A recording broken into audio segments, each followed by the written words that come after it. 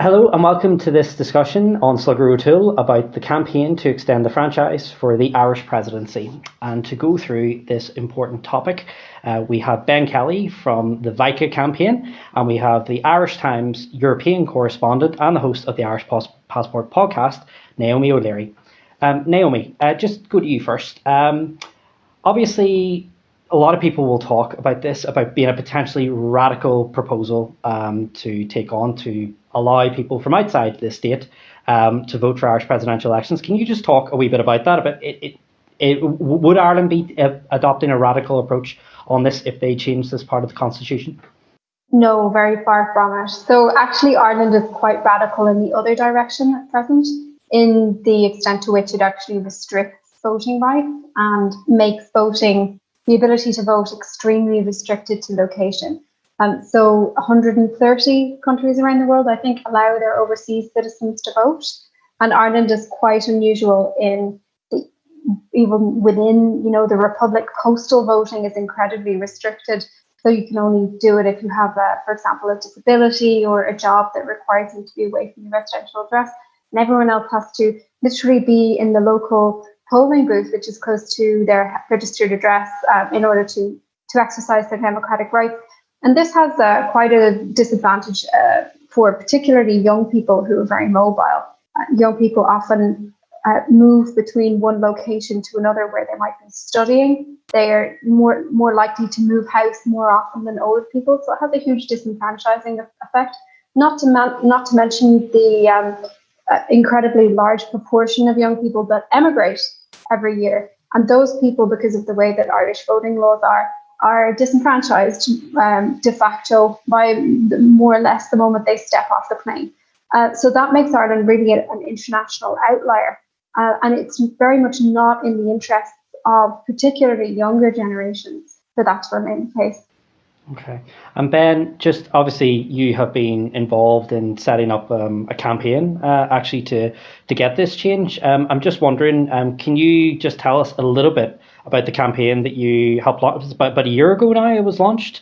I remember being down at it. Could you just walk us through that a wee bit about the campaign that you... Yeah, so I'm with Vika Votes for Irish Citizens Abroad, and that's a long-running organisation, but at the moment it's focused primarily on this one change. And you're right, we sort of soft-launched this last summer in anticipation of it happening potentially as early as last autumn. Obviously that didn't happen.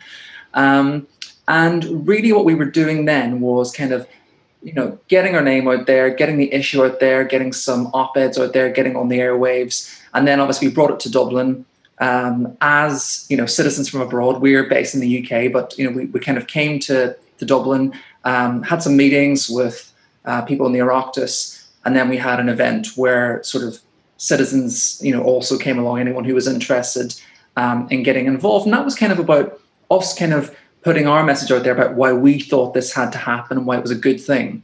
And hearing from other people about their thoughts and experiences, and also hearing some of the negatives for the first time, I think, which I think we're going to help as we build this campaign now going forward. Okay. And just on that, because obviously you were down meeting politicians and going around, what was the general, did you pick up enthusiasm about it or apathy? Because it seems to be the people who are really in favour of this in Leinster House are really in favour of it, but those who are opposed to it tend to be really opposed to it. So what was the sense you got? Overwhelmingly it was positive. I think, we know that it's supported primarily by Fine Gael, and it's also supported by Fianna Fáil, and Sinn Féin are obviously, naturally big proponents of this as well.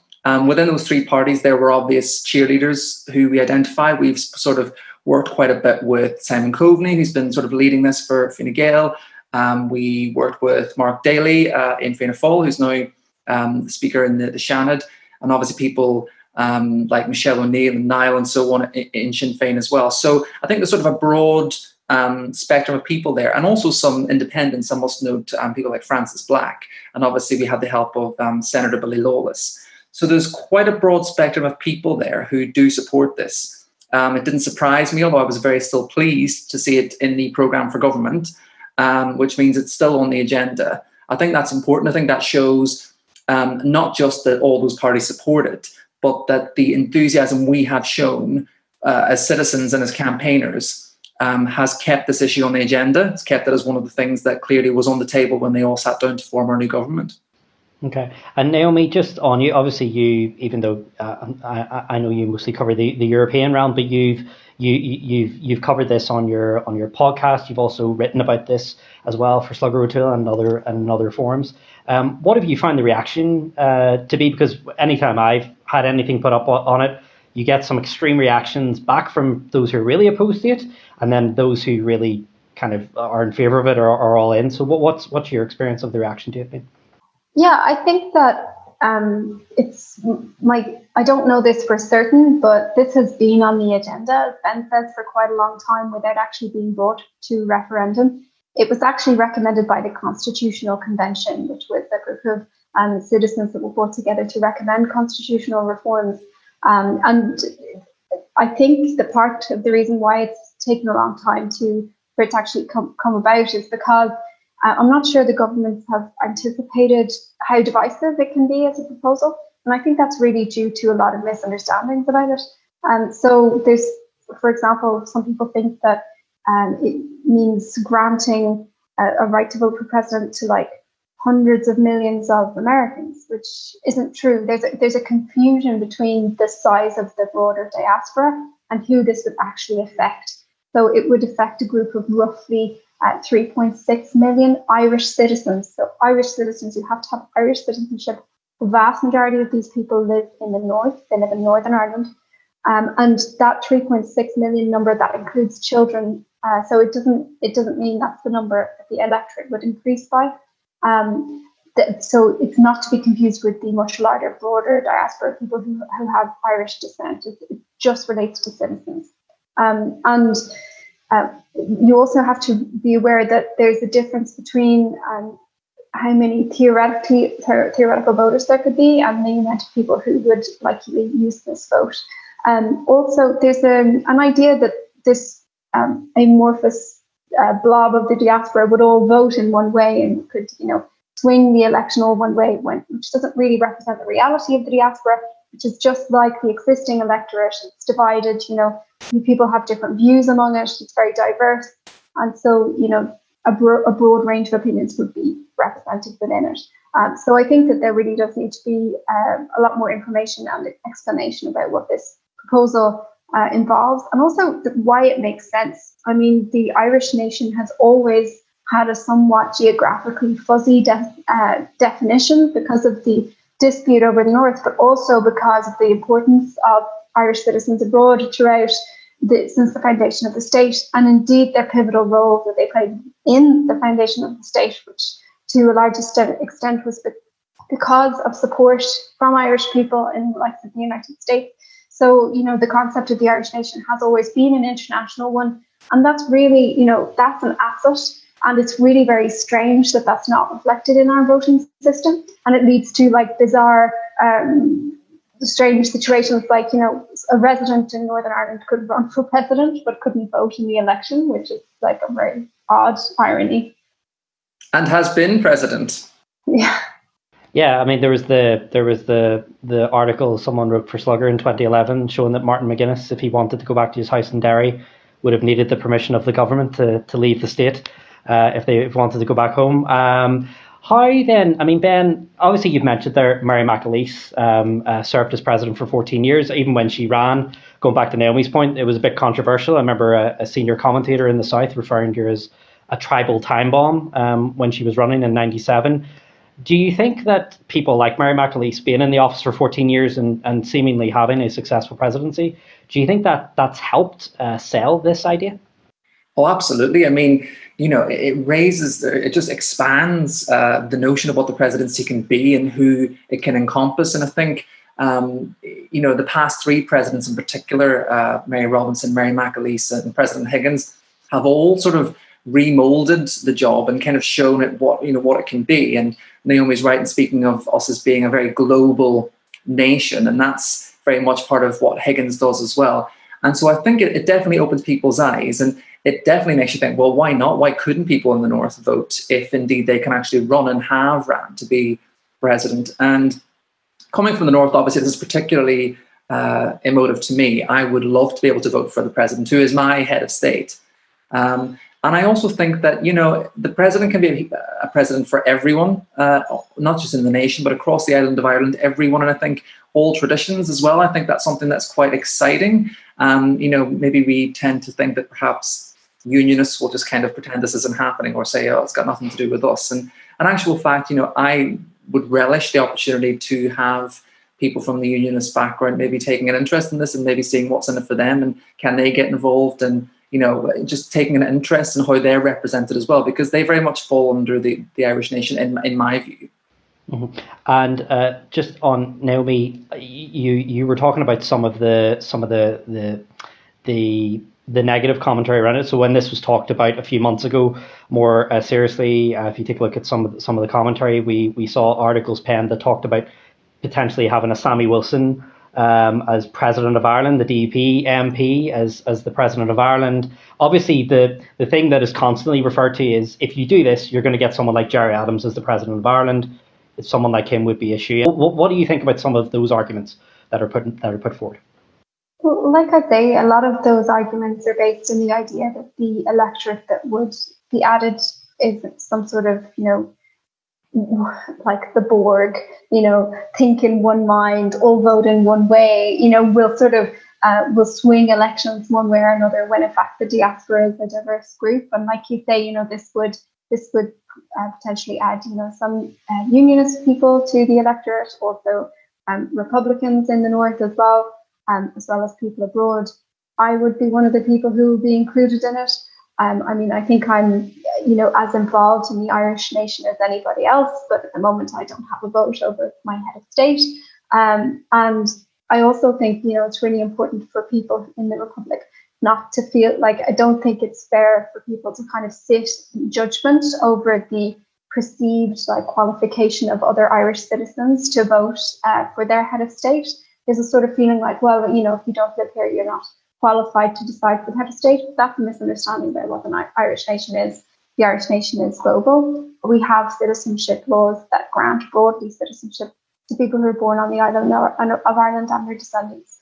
That if people have think that citizenship laws, for example, shouldn't be granted through descent, that's a totally separate argument for voting rights. And I don't think that we should mix them up. Mm-hmm. Okay, and also Ben, just on what Naomi was saying there about it's this kind of definition of what we perceive to be Irish. Some people obviously view it as Naomi has outlined. Well, in the 26 counties, and I've got friends of mine who I love dearly who live in the south, say, Dave, no harm to you, mate. You don't live here. Why should you get a say? And what would be the response back to that cynical point of view in your view? Well, I think that's a very sort of small-minded and quite a sad view, really. I think things can only get more positive and more encompassing when we extend the vote, when we extend the nation, when we extend, who we include as our brothers and sisters, and whether that friend wants to believe it or not. We are all as Irish as each other, and I think it's really exciting. The Irish nation's always been spread around the world, and yet we've always kind of been a nation of home birds. We always come back. We always want to come back. And we've seen that. Some of the greatest changes in our country in the past few years, I think of marriage equality and, repeal of the eighth, those movements, so wonderfully propelled by people who made those journeys, came all the way back. When we saw those doctors coming back from Australia and so on to come back and help with the coronavirus crisis, we are very invested as a nation. And I think that's something that should be celebrated. I think if you're trying to shut that down, then, I think you're going in the wrong direction, really. Okay. And also there's the other thing about, I was looking back during previous elections from other countries that allow. So France, for example, the French presidential candidates will regularly hold rallies in London and they'll go over and they'll campaign there. And even in Australia, you'll see the queues of people outside Australia House to vote in the Australian general election over there. And you see at the last election, you had posters of Bill Shorten and Scott Morrison in well-known Australian haunts in London as well. Naomi, do you think that this could help bring that wider Irish out? Because obviously everyone's talking about, if Ireland's going to recover from coronavirus, it needs to tap more into its diaspora. Do you think that this will help bring that together? Well, it's long been an ambition of the Irish government to attract more of the diaspora to return home. And if they want to do that, a really important thing is to give the diaspora a stake in the nation. And, voting for president is one way of doing that. I'm also in favour of more broad voting reform that would allow for overseas voting in other matters and distance voting in other matters as well. The presidential voting is a good way to start, and that was decided by the Citizens Convention. So that's a good, I support their decision, and that was taken after reviewing the voting systems in place in many different countries and looking at what would be best for Ireland. It is a really important thing to engage the diaspora. And as Ben said, the diaspora has been massively important in the reform of recent years. And also something about the referendums, the landmark liberal reforms of same-sex marriage and abortion legalization to point out is that they were really all Ireland campaigns, like they really were. And I think that, the conception of a purely 26 counties nation, when it comes to as an argument for restricting voting rights, I just think that's extremely outdated, and it limits horizons. Ireland is more than that. Ireland really is a global nation, and it's an all Ireland nation as well. Mm-hmm. And Ben, obviously you're seeing it from from what you've done so far and your perspective. Obviously coming from the north, quite often we're from the outside looking in, and I know you're from, I think, the northwest, so you're even closer to so near and yet so far away. You probably see the hills of Donegal from where you were growing up. We're a little bit more sheltered up here in Belfast. What about, do you think that in terms of northern engagement, obviously, even though northern nationalists will look at an all-Ireland context, do you think that you were talking about unionists and also the growing other dynamic that's in Northern people who don't subscribe to the unionist or nationalist tradition, which is a growing electorate in Northern Ireland, the fastest growing. Do you think that there is an opportunity there to bring that dynamic into the wider Irish political debate? Absolutely. Look, and I would use this opportunity to point out the commitment that the new government has to a shared island, as they've described it in their plans. And there's going to be a unit in the Taoiseach's office looking at a shared island. And what a great way to do it, to say, let's have someone who represents everyone on this island, and obviously beyond, because that's what the president can be and should be. And I think absolutely we can look at bringing in, other communities who might not necessarily look south of the border. And to think, that old sort of thing of, it's going to be all Republican voters or they're going to vote Sinn Féin or whatever.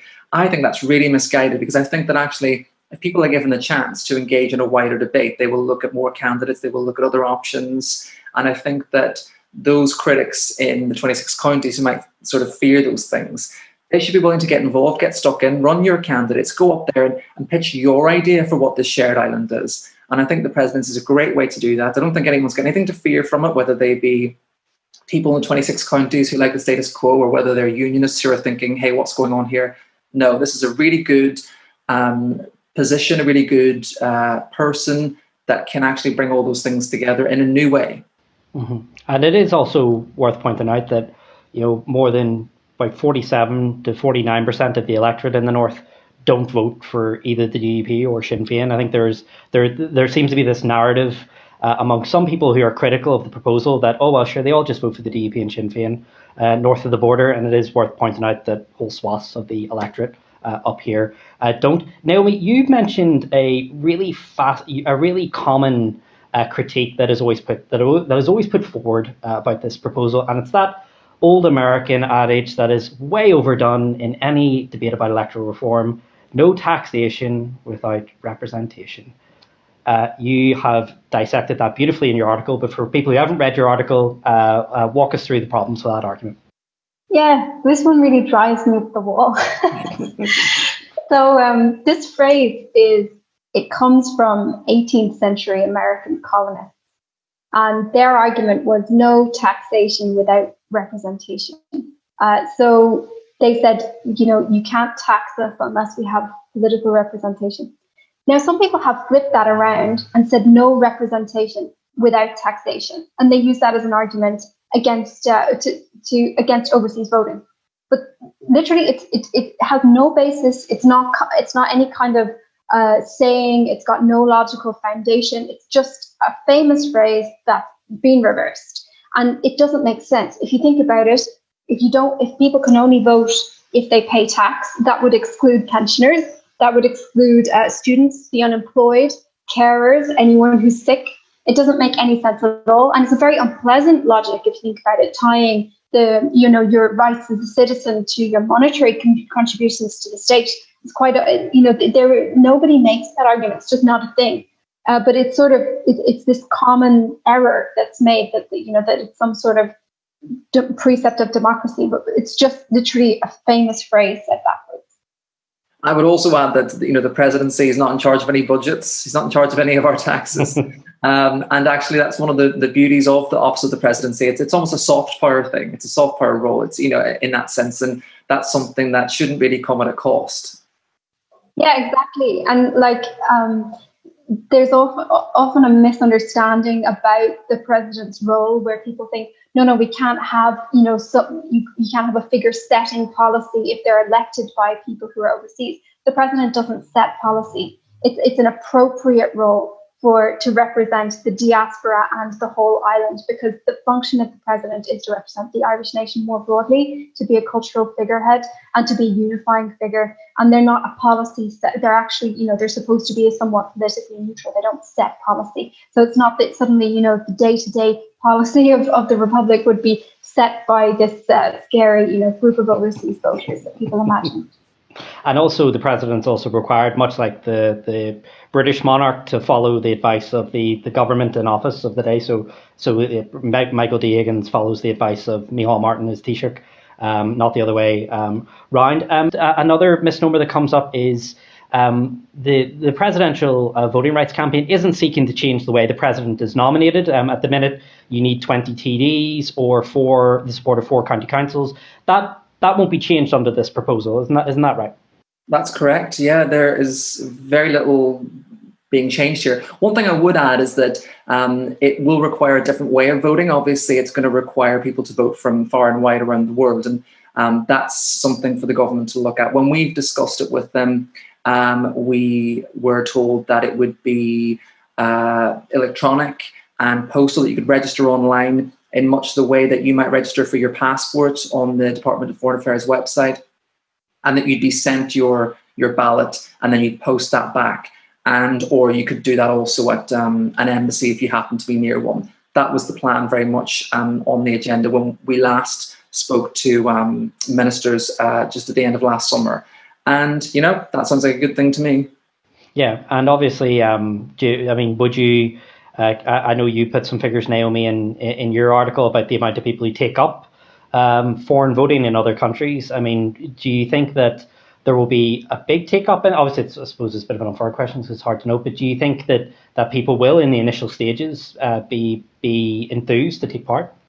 I mean, I hope so. I mean, I think that people exercising the democratic rights is important, and that hopefully there would be a good take up of this. In order for that to happen, there has to be, there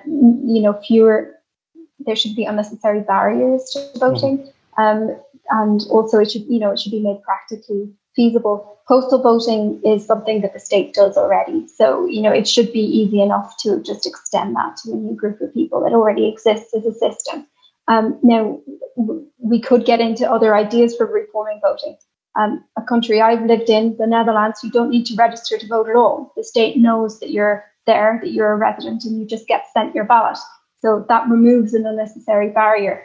The way that Ireland does it isn't necessarily the best way. It's not set in stone. So I do think these things, we can discuss these things. But postal voting for overseas voters makes absolute sense. Okay. And how do you think, Ben, because obviously you're a keen political observer, how do you think this will change the nature of presidential campaigns? Because obviously watching the previous one with Michael D. Higgins, it was pretty much a race for second place because we all knew he was going to win. How do you think this will change the nature of presidential campaigns from your experience? Well, I think it'll be much more of an online thing going forward, but I think that's probably the way things were going to be anyway. As you mentioned, I think you'll see probably people maybe making visits to places with big Irish communities, whether that be places like London or, I don't know, potentially somewhere in the States. I'm not sure if that's too grandiose. I'm not sure we're going to see anyone jetting around on Air Force planes or anything like that. But I think it just, as I said before, it'll broaden the horizons. And I think that makes it quite exciting. I think we'll see different kinds of candidates. Hopefully maybe some younger candidates, just people bringing different ideas to the table. The last presidential election there was quite stale, as you say, because we knew who was going to win, and that was a pre-given. And I'm not slighting Higgins at all, but I'm saying that there was no real debate. We didn't really discuss anything about the nation or where we're going, or it was a couple of people scrapping in the corner while he sort of quietly waited for the coronation. So particularly this next one coming up, when we know it can't be Higgins, it's got to be someone else. I think and hopefully maybe people from elsewhere in the diaspora jump in. Hopefully there are people from the north, not just one, but maybe more voices than that. I think it's exciting. Okay. Naomi, how do you think it's going to change the nature of presidential campaigns? I think that Ireland has a good opportunity here. We're kind of living in a moment in which Ireland is growing and beginning to assert itself on the international stage with a seat on the UN Security Council. Its profile in Europe has grown enormously in the wake of Brexit. And its global citizens, those citizens that live all over the world, are really an asset for the country and an underused one. And what I would hope is that a global Irish president, one that represents all the Irish citizens around the world, would reflect the international reality of the Irish nation and help to engage that diaspora, which is this incredible asset for a small nation that many countries in the world would be envious of. Okay. And just finally, obviously, new government is now 3 weeks old. Micheál Martin is actually visiting the North today, meeting Arlene Foster and Michelle O'Neill. It's in the programme for government, Ben. Are you hopeful? I know you mentioned the new Shared Island unit, Micheál Martin talking about, his aim is to build relationships on the island. How hopeful are you with the new three-party government that they will actually pursue this, because it has been delayed now for about a year? As you were saying, we were anticipating a campaign last autumn. How hopeful are you that in the next Dáil mandate we can get this done?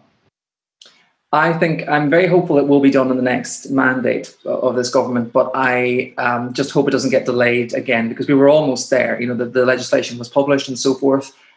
So I say no more delays. Let's do this. I'd say let's do it next year. Let's do it soon. It's a good one. It's a positive one. I know it's very important for Fine Gael in particular, so I'm sure that they'll be pushing for that. And I think that, yes, if you're going to have a commitment to a shared island, this is one of the top things you can do to say, here we are, this is what we're doing. Okay. And Naomi, what do you think? How likely are we to see the new government push forward with this? It will require people to hold the government to account on it, because at the moment the Irish government is completely consumed with dealing with the coronavirus pandemic and then Brexit. So there is a massive amount on its agenda. But yeah, it's like Ben says, it's important that this isn't overlooked, because it is a positive thing. It's something that will strengthen the Irish nation, and it's a gift that is in the hands of voters in the Republic. And I would encourage them to, think globally and think inclusively, and no longer restrict or deny the voting rights to their fellow Irish citizens. And obviously, because I remember this being an issue 10 years ago when this issue came to the surface, we're in a recession, we've got bigger things to focus on. Obviously, Ireland is currently in a recession, as is most of the Western world. Naomi, what do you say back to people say, well, why are we going to spend time on a referendum on this when we should be dealing with the economy? The argument back. Voting rights are one of the most important things that we have in a democracy. So they shouldn't be derided as some kind of luxury. And like I say, this is a positive thing. The diaspora is an absolute asset. The Irish government very well knows this, and it's had policies to reflect that for a long time. Having a network of these informed, engaged Irish citizens all around the world, and also, like I say, attracting back the diaspora that leave. That's massively important for the economic growth of Ireland and for its thriving as well. So this is actually in everyone's interest. Okay. Ben, I'll give the final word to you on that. Well, look, this is a time to rebuild. This is a time to refresh, rebrand, look to the future. And this is a future-looking policy. And as Naomi says, some of the people and the companies and so on that actually can help us rebuild Ireland are our global abroad. Let's bring them in. Okay. Thank you so very much for your thoughts from the two of you. Ben Kelly from the Votes for Irish Citizens Abroad campaign. You can stay up to date with them on Twitter and on Facebook, and Naomi O'Leary from the Irish Times. And you can also catch her fantastic Irish Passport podcast online as well. Thank you very much for tuning in to this discussion.